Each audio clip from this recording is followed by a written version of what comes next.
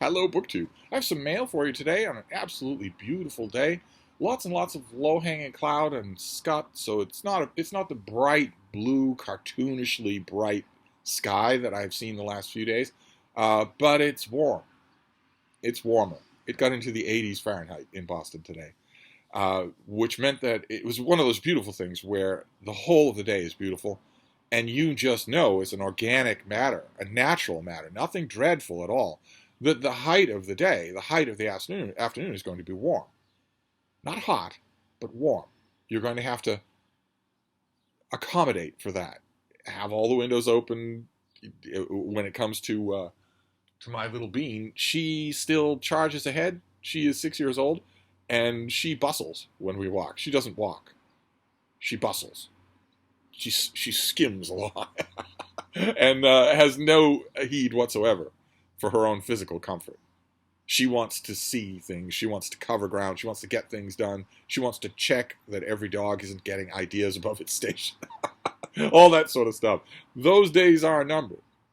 It won't be another 2 years, I bet. I could be wrong, but I bet it won't be another 2 years before that goes away. And suddenly she is thinking, well, gee, it's awful hot. Or, gee, I should walk slower. She isn't thinking that now, so I have to think it. And on days like today, in the midday walk, that we do need to think about that. But the morning is cool, and the afternoon and the evening will cool off. That's the perfect combination for most days. I'm not selfish enough to say that I want it to be different just because of me. That is the perfect day, where the morning is cool, the evening, the nighttime is completely comfortable, and then it warms up during the day to the low 80s Fahrenheit, and then it starts to cool off as the night closes in. That is wonderful. That is not going to stick around. This is only May. This is not even the middle of May. By the middle of June, actual heat will be occurring during the day, so the mornings might still be cool. But the afternoon won't just be pleasantly warm. It will be dangerously hot. So I'm taking this, I'm enjoying this while I can. But we have a bunch of packages here. This is the parade of the manila envelopes. There are none of those white vacuum pressed cardboard envelopes. There's no cardboard, no brown, no nothing. It's all just manila envelopes. And one periodical, The New Yorker, with a Bruce McCall cover where this person is driving his golf cart onto a cruise ship. So he's going for a cruise, but he's still not going to give up on golf. The only thing that I worry about, the only thing that sort of bugged me about it, there are a couple of visual details. Bruce McCall has so many fans. I've never been one of them. First of all, where are all the other people? There should be other people in this picture. And also, I'm sure that I don't golf, but I'm sure that I'm not the only person who's going to say, well, okay, driving a golf cart onto a cruise ship, I get the joke. But why does it look that way? No golf cart in the world looks that way, do they? And I don't know the answer to that, and I don't intend to learn. What is the title of this thing? Safe Travels. So maybe the golf cart looks that way as a kind of a parody of the combination between a golf cart and a car. But anyway, the main thing about this issue that interests me is the book coverage in the back, because the lead-off book essay is by Kalefa Sana, and it is a biography of Jonathan Eig's it's a review of Jonathan Eig's new biography of Martin Luther King, and that's always interesting to me when a critic goes at a book that I've gone at. And then the second review is also very much of interest to me. It's about, is it Ben Smith? Yeah, Ben Smith's book, Traffic. The title's really good, Click-Witted, and this is by Nathan Heller. And Ben Smith's book has been getting a lot. It's about what the internet has done to our brains, one of those books. But it's been getting a lot of critical attention. So I'll go straight to those. This issue just got here, so I'll go straight to those, and I'll read the rest of the issue. But then we have the packages, and they range in size. This first one is, for instance, light as a feather. Could be a slim volume of poetry. What have we got here? Put a bunch of piles, a bunch of books down there, a pile there. Oh, no, it's not a slim volume of poetry. It is a slim novel. It's barely 150 pages. Yeah, this is a tiny thing. This comes out in September, when that summer that I talked about will finally be waning. September is when it will finally loosen its grip, just a bit. September will still be murderously hot and humid, but you'll be able to feel it. I bet you'll be able to feel it changing just a bit. But this is a new little novel by J.M. Coetzee. This is The Pole. Very stylish cover there from the folks at Liverite. What have we got here? Exacting yet maddeningly unpredictable, this book tells the story of Witold Walsewicz, a vigorous, extravagantly white-haired Polish pianist who becomes infatuated with Beatrice, a stylish patron of the arts, after she helps organize his Barcelona concert. Although Beatrice, a married woman, is initially unimpressed with Witold, she soon finds herself pursued and ineluctably swept into the world of the journeyman performer. As he sends her letters, extends countless invitations to travel, and even visits her husband's summer home in Mallorca, their unlikely relationship blossoms, though it seems only on her terms. The power struggle between them intensifies. Is it Beatrice who limits their passion by controlling her emotions, or is it Witold trying to force into life his dreams of love? Reminiscent of Joyce's The Dead, thanks for the warning, this novel evokes the inexhaustible palette of sensations from blind love to compassion that is typical of Coetzee's finest novels. Okay, well, it's tiny, and it comes out in September. I don't know that I will get to it.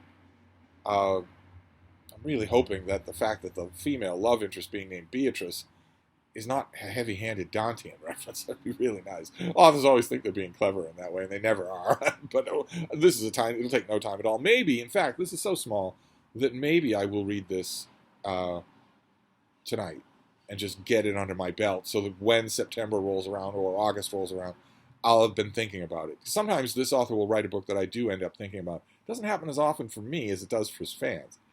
But he has written one, in my opinion, one great novel and a couple that are almost great.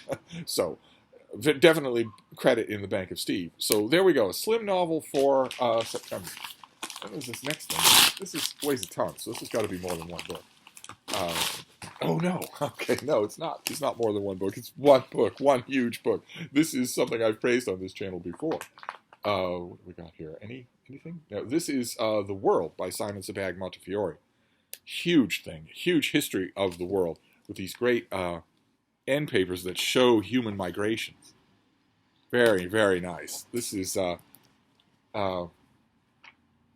it has dialogue, as you can see, whenever the historical record will allow it. It also has footnotes, which publishers often warn their authors about. They often say, no, and the reader looking at this is not going to want footnotes. It's going to put them off. Publishers are always wrong about that. I don't know why publishers, especially American publishers, have baked into their business model that Americans are stupid, that American readers are dumb and timid. American readers have never proven that to be true. They have always proven the opposite. Always. And if you bank on it, you will make your money back. But publishers somehow haven't gotten that message. But I'm guessing that along the lines they realized, well, if this is 1,200 pages long. If the book is 1,200 pages long, then we don't have to worry about the footnotes. Anyone who's going to take this on is probably going to want to read it. And I read it. I read an advance copy, and it stuck with me. I kept thinking about it. And then I read it again. I'm working on the finished copy. I read it, but I've gone back and just sort of paused and pondered over parts, trying to figure out what this actually is, what the author is trying to do here. There's no doubt in my mind that whatever the author's trying to do, he's doing it really, really well. This is tremendously entertaining. Almost the whole length of it is tremendously entertaining, but I'm trying to figure out what it is, not how it's done, but what is the author trying to do here. And I do recommend it. It's $45 in the U.S. edition, and it's huge. This would, for most of you, this would represent a gigantic investment reading time. But I nevertheless do recommend it. It's one of the strongest recommendations this year. But anyway, let's move on here. These other packages are not nearly so big. And I also have a couple of books I want to show you that aren't, I'm not opening the packages, but I want you to see them anyway. Oh, great. Okay. All right. Oh, wow. Oh, fantastic. Uh, okay. We've already seen, I've already alerted you to the presence of this book, but now we have the book. This comes out in September again. This is by Rachel Crashtill, and it's called Bismarck's War, the Franco-Prussian War and the Making of Modern Europe, from the great folks at Basic Books. And the pub sheet here starts off with, it's all typed, and it's Dear Media Colleague. And thankfully, the publicist has looked at that and thought, no, these aren't media colleagues. When did we all agree to talk like C-suite boardroom drones? When did we all agree to do that? It's not media colleague. You're not sending this to a media colleague. And the publicist crossed it out and put careful reader. I don't know if you can make that out with the lighting. They put careful reader instead. Very nice. Very appreciated. They crossed out the stupid media speak and put in book speak. Dear careful reader. I am a careful reader, so I feel addressed. I feel, as the kids say, seen. So what do we got here? Often overlooked, the Franco-Prussian War, which went from 1870 to 1871, was short, bloody, and consequential for the making of modern warfare. The author shows the vital importance of the conflict, delivering a gripping new account that engages not only the military history, but the lived experiences and blurry distinctions of civilians and soldiers during the war. Tracing the war month by month and battle by battle, the author incorporates first-hand accounts from both sides of the dubious conflict, offering that, quote, without moral clarity about the justness of their cause, individuals and townspeople had to navigate an uncharted landscape of war. Neither France nor Germany includes this conflict in their storied national histories, but as the largest war in Europe between Waterloo and World War I, its significance to world history on our present day is looming. Very good. Very, very good. Oh, okay. All right. Well, now I understand why the publicist went to such trouble to address this, because it's the best publicist in the entire book world. Fantastic. Well, all right. I could have expected that from this particular publicist, who also added a handwritten note at the bottom saying, my favorite European war to discuss. I'd review it in a heartbeat if I weren't already so attached. Yes, my dear, because if you are repping the book, you can't review it. Unfortunately, I would take your review in a heartbeat. Fantastic. Okay, great. So this comes out in September, and it was sent to a careful reader. Wonderful. So those of you who are big fans of military history, you're definitely going to want this. You're definitely going to want to put this on your library request list. They might not even know about it yet, or pre-order it for a discount or something like that. And then let's move on to the last of the packages, and then I'll show you two other books. Let's see here. Yes, you can't review it if you're its publicist. I wish that weren't true, but you can't do that. Let's see. So this next one is from Penguin. Oh, great. Fantastic. All right. Oh, my God. What is this? Okay. I've got a Douay Bible attached to this thing, but I've got the book itself. This is the finished... Oh, God. You don't want to block the beam. This is the finished copy of What an Owl Knows by Jennifer Ackerman, which I'm a big, big fan of owls, and I'm a big fan of owl books, whether it's natural histories of them, which this is, or the ever-popular little subgenre where people take an owl into their homes. So what have we got here? This comes out in June. Am I right? Yeah, mid-June. What is it about owls that so enthralls us? I think I know. It's their eyes. It's their eyes. They appear in the cave paintings in Paleolithic France from 30,000 years ago, in the hieroglyphs of ancient Egypt, in Greek mythology, in prints and etchings of Picasso, and as the couriers in the Harry Potter series. They inhabit our languages. When we're cranky, stubborn, uncooperative, we are owly. If we stay up late or are active at night, we are night owls. If we're old and sage, we're wise old owls.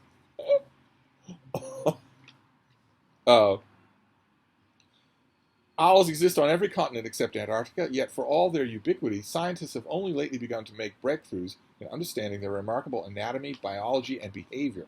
And the pub sheet then goes on to give me an endless number of bullet points, just endless. What on earth? Why on earth would I need all of these bullet points? What do they even say? Owls first appeared on Earth some 55 to 65 million years ago during the Paleocene epoch. There are 11,000 or so species of owls today. Some owls have ears with hearing so powerful they're described as the Ferraris of sound sensitivity. In fact, owls see the world in 2 dimensions with their ears. An owl's auditory system has a superpower we animals don't possess. It doesn't age. Studies have found that owls, like other birds, have the capacity to regenerate their hair cells, keeping their hearing keen throughout life.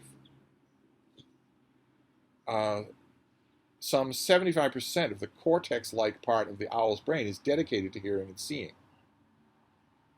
Okay, one of the bullet points actually seconds the point that I made. Owls are the only birds with forward-facing eyes. Why? It's the bullet point here says it's because of their size. An owl's skull is so small and crowded with big, elaborate hearing structures that there's nowhere else for the orbs to fit. Owls generally have more feathers than most other birds. A female great horned owl has 12,230 individual feathers, 4,000 of them on her head. How does anybody know that? Did they actually count? How many hairs do you have on your head?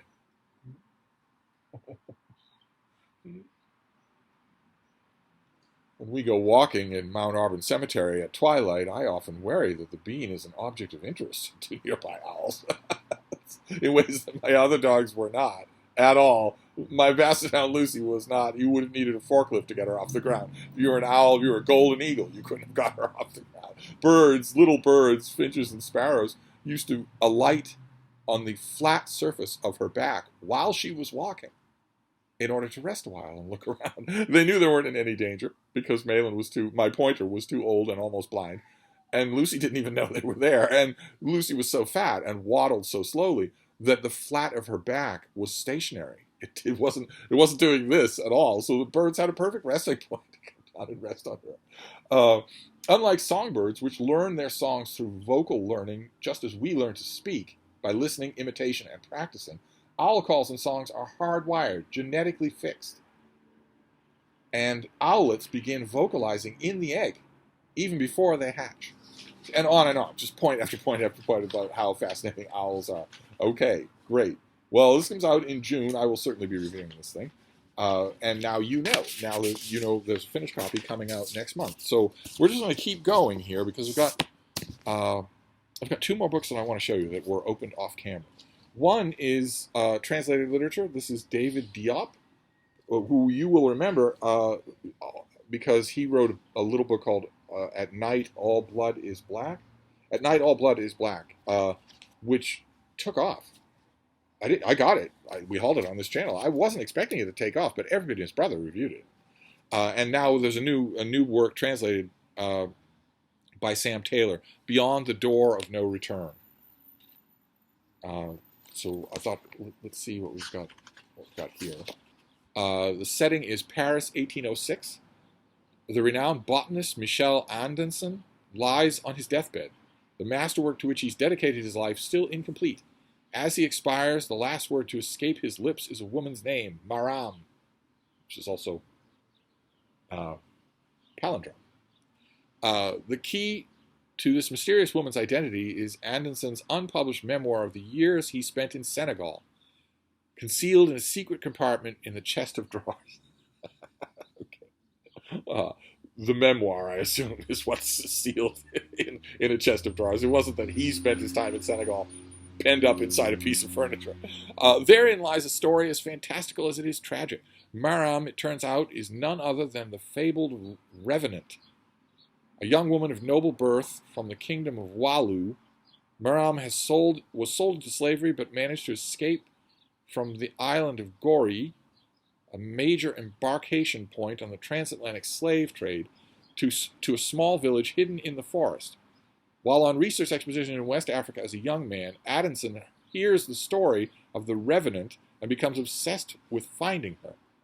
Accompanied by his guide, he ventures deep into the Senegalese bush on a journey that reveals not only the savagery of French colonial occupation, but also the unlikely transports of the human heart. Okay, so I'm curious to know, did this come out after At Night, All Blood is Black, when it was originally published in France. This came out in 2021, so I'm thinking that it did. Well, anyway, translated literature. And considering that At Night, All Blood is Black, what's the matter, baby? What you doing? Huh?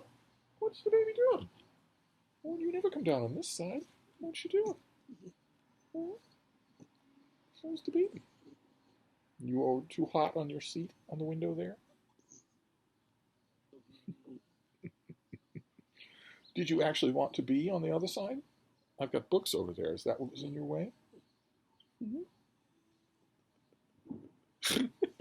you just stay there then. Anyway, now you know that's coming. That's another September release by this author. A lot of you probably made very favorable first impressions. Bean, I think you want to be over here, don't you? We can make this work. Oh, you've got something on one of your mustaches. The whole world attaches to your mustaches. Here, let's get this stuff out of the way so that you can actually go over here where you want to be, right? Let's get you up over here. There you go. There you go. Oh, she settled down right away. All right, and then the last book comes out in October. So this is a long way off, but it's going to be of interest to quite a few of you. This is Tom Holland, the famed Spider-Man actor, and this is his new book, Pax. War and Peace in Rome's Golden Age. This is the advanced copy. We've already seen this book on my iPad screen, but here is the advanced copy, and the finished copy comes out in October. So what have we got here? I don't have a sheet on this, but we've already talked about it. Let's talk about it a little more. The Pax Romana has long been shorthand for the Empire's Golden Age. Stretching from Caledonia to Arabia, Rome ruled over a quarter of the world's population. It was the wealthiest and most formidable state in the history of humankind. This book is a captivating narrative history of Rome at the height of its power. From the gilded capital to realms beyond the frontier, historian Tom Holland shows ancient Rome in all its glory. Nero's downfall, the destruction of Jerusalem and Pompeii, the building of the Colosseum and Hadrian's Wall, the conquests of Trajan. Vividly sketching the lives of Romans, both ordinary and spectacular, from slaves to emperors, the author shows that Roman peace was the fruit of unprecedented military violence. A stunning portrait of Rome's glory days, this is the epic history of the Pax Romana. Fantastic. Fantastic. So I am just assuming that a book like this cannot possibly get away with the abomination that has afflicted so many books in 2023, where you are writing a work of history and you're not including a bibliography. You'd get dinged by a high school history teacher if you made that mistake. But how many books have I read that don't have... No, but this one does. Okay, great. This one does. Fantastic. This comes out in October. I probably won't read this or even crack it open until I get the finished copy. But maybe not. Maybe at the end of the summer I will do a prep read for this. And there you go. That is the mail, open and unopened, plus a lot of Bean activity. So what have we got here? Pax by Tom Holland. The Pole by Jan Coetzee, a slim novel. Beyond the Door of No Return, a novel by David Diop. Bismarck's War, a new history of this war hasn't had a history in quite some time. What an Owl Knows, the finished copy of Jennifer Ackerman's new Bird book. And The World by Simon Sebag Montefiore. Gigantic brick of a thing. That should go on the bottom. We'll put it on the top there. So this ranged all over the place. We have nature books, big works of history, shorter works of history, a slim novel, a slightly longer novel, a work in translation. Fantastic. Just the way I like it. So we'll wrap this up for now, and I will be back. Thank you, BookTube.